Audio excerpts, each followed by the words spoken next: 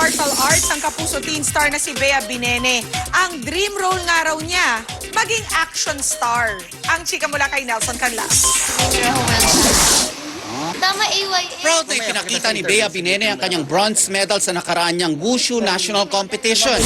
Mula sa mahigit 200 competitors, na isa lang si Bea sa kompetisyon. Pero dagdag ng kick-ass cutie, muntik na raw siyang hindi makasali rito. Punta kami Davao, diretso kami, pagkagaling airport, diretso kaming Rizal. Pagdating ko ng Rizal, biglang isang mabilis na stretching, tas salang agad. Sobrang dedicated daw si Bea sa martial arts. Ibang-iba raw kasi ito sa ginagawa niya bilang artista. Pero darating ang araw na pagsasamahin niya raw ang dalawa.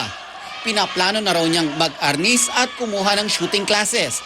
Pangarap daw ng dating starstruck kid na maging isang lady action star.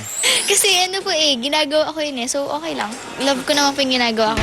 Katunayan, ibinalita ni Bea na sa August 2 nasisimulan ang Illumina.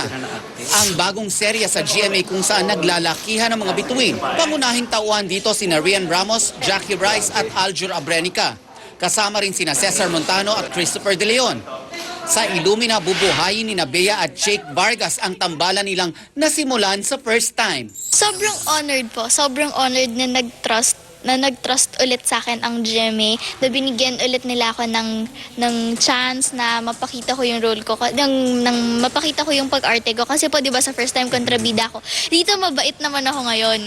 Nelson Canlas, updated sa Showbiz Happenings.